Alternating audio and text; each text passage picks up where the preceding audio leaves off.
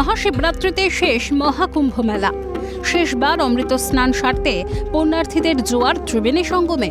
শিব চতুর্দশী তিথির পুণ্য স্নানের মধ্যে দিয়ে এবারের মতো শেষ মহাকুম্ভ। অপেক্ষা আবার 144 বছরের। দেশ বিদেশ থেকে আসা পুণ্যার্থীর ঢল সঙ্গম নগরীতে শেষ দিনেও।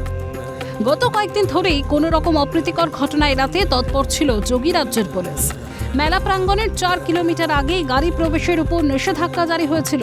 এছাড়া জরুরি পরিষেবায় গুরুত্ব কোনো কিছুতেই শেষ লগ্নে খামতি রাখতে চায়নি সরকার।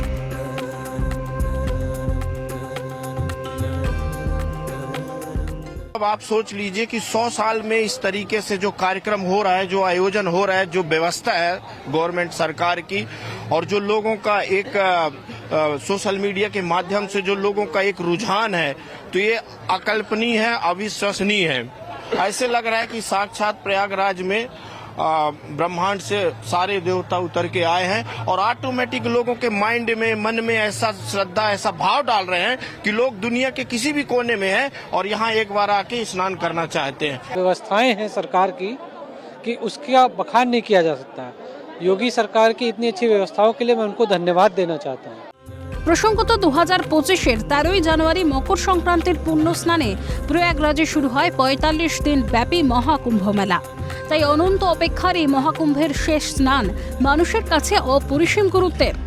এছাড়াও এই দিনের একটি বিশেষ মাহাত্ম্য আছে, যেখানে পুণ্যার্থীর ভিড় জমেছে আরও বেশি। প্রয়াগরাজে যে সময় মহাকুম্ভের অবসান হচ্ছে, সেই সময়তেই কুম্ভ রাশিতে ঘটিত হচ্ছে বিরল ত্রিগ্রহী যোগ।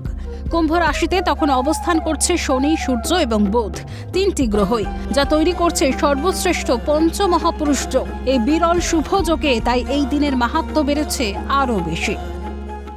हम भी इसका आनंद लेना चाहते हैं। सौभाग्य है कि हम महापर्व का स्नान करने आए, ये परमात्मा की कृपा है।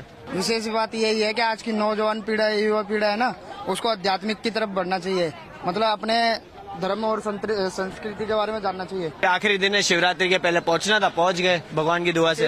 अकेले है यहाँ पे, मित्र बन गए अभी हमारे। बहुत ही अच्छा अनुभूति हो रहा है। हालांकि हम कल भी स्नान किए थे, लेकिन रात 10 बजे रुक कर फिर मॉर्निंग में 3:10 पर फिर से अमृत स्नान करने का लाभ मिला। इसके लिए हम फिर से एक बार महादेव और गंगा मैया को फिर से प्रणाम करते हैं और इस प्रयागराज को प्रणाम करते हैं। पुनः 12 साल बाद फिर जहाँ लगेगा वहाँ फिर पहुँचे।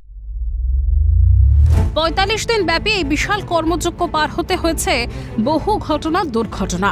মহাকুম্ভে পুণ্য স্নানের আশায় বেরিয়ে কেউ জনসমুদ্রে পদপিষ্ট হয়ে হারিয়েছেন প্রাণ, কেউ একইভাবে প্রাণ হারিয়েছেন ইচ্ছা পূরণের পর, অর্থাৎ ফেরার পথে।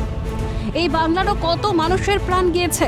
মহাকুম্ভের পথে ঘাটে যানজট, ট্রাফিকের অব্যবস্থা, ভিড় নিয়ন্ত্রণে ব্যর্থতা, এমন হাজারো অভিযোগে অমৃত মহাকুম্ভে মিশেছে রাজনৈতিক কোন্দলও। তবুও এই সবটা ছাপিয়ে গিয়েছে মানুষের ভাবাবেগ, মানুষের বিশ্বাস। তাই মহাকুম্ভের শেষ দিনেও সঙ্গম নগরীর ছবিটা থাকলেও কালো মাথাতেই ভরা। ক্যালকাটা নিউজ।